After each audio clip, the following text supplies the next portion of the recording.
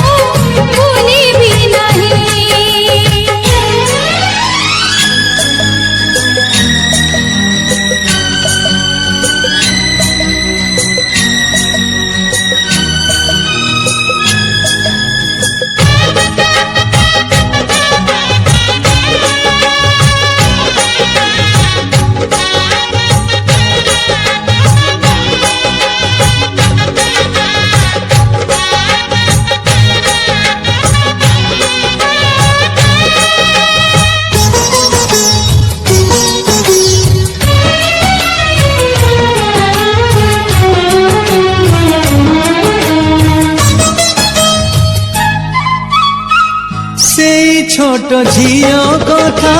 मने पड़े आजी लाज पड़ुथिला जिए कुनी बहु साजी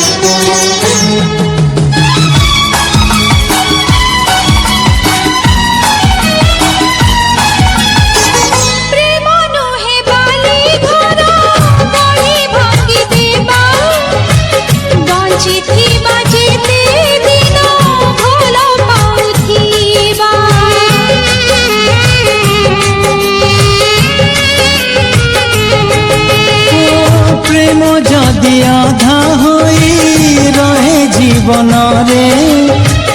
तोर मोर देखा हेब आर जन्म रे तू मोर मु तोर छाई तू भूलिबु नहीं मु भूलिबी नहीं